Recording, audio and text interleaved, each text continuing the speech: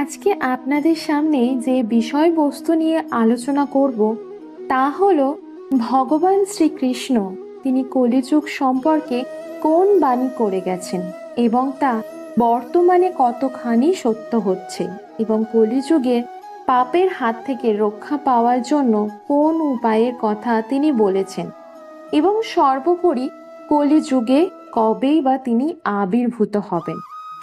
কি বলেছে আমাদের শাস্ত্র, কি তিনি ভগবত গীতায় উল্লেখ করে গেছেন, তার সমস্ত কিছুই আমরা জানতে পারবো আজকে এই বিষয়বস্তুর মাধ্যমে। আমরা সকলেই জানি আমাদের শাস্ত্রে উল্লেখ রয়েছে যুগ প্রধানত চারটে: সত্য, ত্রেতা, দাপর এবং কলিযুগ। দাপর যুগের শেষ ভাগে ভাদ্র মাসে কৃষ্ণপক্ষের অষ্টমী তিথিতে কংসের কারাগারে আবির্ভাব হন ভগবান কৃষ্ণ। তাহার এই পবিত্র তিথিকেই জন্মাষ্টমী বলা হয়, একথা আমরা সকলেই জানি। মহাভারতের কুরুক্ষেত্রের সমাপ্তি এবং পাণ্ডবগণের প্রস্থানের পর শুরু হয় কলিযুগ। আমাদের শাস্ত্রীয় ধারণা অনুযায়ী এই কলিযুগের পর আবার শুরু হবে সত্যযুগ। এই কলিযুগ সম্পর্কে পাণ্ডবরা ভগবান শ্রীকৃষ্ণকে প্রশ্ন করেছিলেন যে কলিযুগের প্রকৃতি কেমন হবে, কবেই বা শুরু হবে এই কলিযুগ এবং কার হাতেই বা অন্ত হবে। শ্রীকৃষ্ণ তখন বললেন যে কলিযুগে মানুষ হবে ঠিক এই রকম। কলিযুগে বেশিরভাগ মানুষ হবে মিথ্যেবাদী এবং স্বার্থপর। তারা মুখে এক কথা বললেও কর্মক্ষেত্রে সম্পূর্ণ ভিন্ন থাকবে, অর্থাৎ কথা, প্রতিশ্রুতি এবং কাজের মধ্যে কোনো মিল তাদের থাকবে না। তারপর ভীম ফিরে এসে তার অভিজ্ঞতা ভগবান শ্রীকৃষ্ণকে জানালেন। তিনি বললেন তিনি একটি গরুকে তার বাছুরকে চেটে চেটে আদর করতে দেখেছেন, কিন্তু এত মাত্রায় বাছুরটিকে চাটছে বাছুরটির গায়ের ছাল উঠে রক্তক্ষরণ হচ্ছে। এই প্রশ্নের উত্তরে শ্রীকৃষ্ণ বললেন কলিযুগে পিতা মাতা তাদের সন্তানের প্রতি অন্ধ ভালোবাসা ও স্নেহ তাদের সন্তানের ক্ষতির কারণ হয়ে উঠবে। অন্যদিকে অর্জুন তিনি ফিরে এসে শ্রীকৃষ্ণকে বললেন একটি শকুনের কথা, যার বিশাল আকার, ডানায় বেদ লিখিত আছে, কিন্তু শকুনটি নরমাংস ভক্ষণ করছেন। অর্জুন পরমেশ্বর শ্রীকৃষ্ণ ভগবানের কাছে এর কারণ তখন শ্রীকৃষ্ণ বললেন কলিযুগে ভণ্ড সাধকের পরিমাণ বৃদ্ধি পাবে, অর্থাৎ দেশে যেসব মানুষই জ্ঞানী হিসেবে স্বীকৃত হবে তাদের বেশিরভাগেরই মনোভাব থাকবে ওই শকুনের মতো।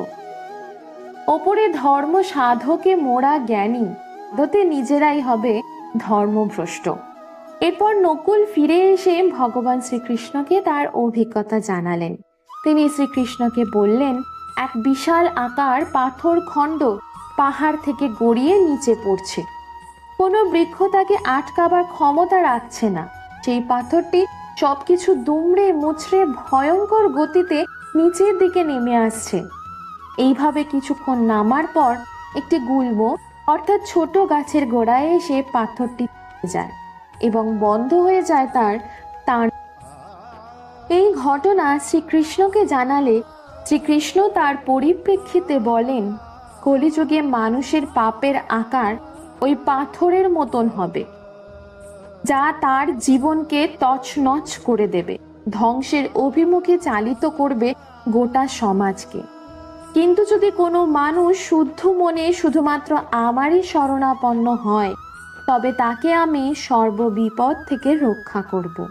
অর্থাৎ সামান্য ওই ছোট গাছের মতো যদি কেউ আমার ভজনা করে সমস্ত পাপ তাহলে সেখানেই বিলুপ্ত হবে।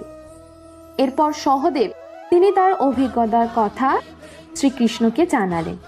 তিনি দেখলেন জঙ্গলের মাঝে বেশ কয়েকটি কুয়ো, কিন্তু আশ্চর্যের বিষয় হলো এদের মধ্যে সবচেয়ে গভীরতম যে কুয়োটি তাতেই শ্রীকৃষ্ণ এই কথাটি শুনে বললেন যে কলিযুগে সমাজের সব থেকে অর্থশালী ক্ষমতাশালী ব্যক্তিরাই সেই সমাজের সবচেয়ে বেশি শোষণ করবে।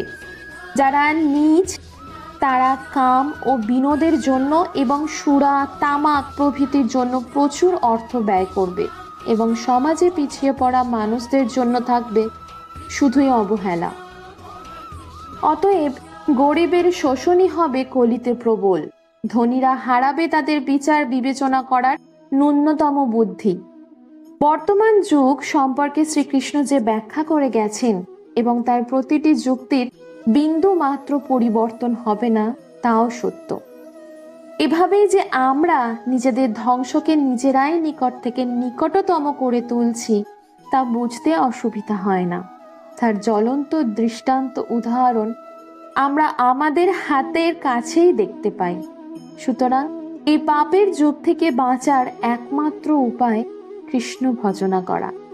একমাত্র কৃষ্ণ নাম পারে আমাদের সঠিক পথে পরিচালিত করতে। প্রত্যহ গীতা পাঠ করুন এবং তারই সঙ্গে কৃষ্ণ মন্ত্রে নিজেকে বিভোর করে রাখুন।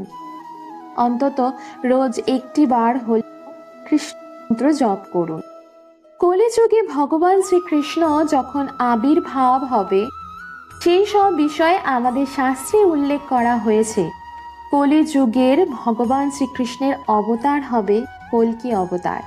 কলিযুগের অন্তে মুরাদাবাদ জেলার সম্বল গ্রামে সুমতি নামে ব্রাহ্মণ কন্যার গর্ভে ব্রাহ্মণের বাড়িতে কল্কি নামে ভগবান বিষ্ণুর 10ম অবতারের আবির্ভাব ঘটবে। কল্কি হবে বিষ্ণু যথা সুমতির 4র্থ সন্তান। আজকের ভিডিওতে এইটুকুনি থাক। পরবর্তী ভিডিওতে আবারও দেখা হবে কিছু ভালো গল্প নিয়ে। নমস্কার।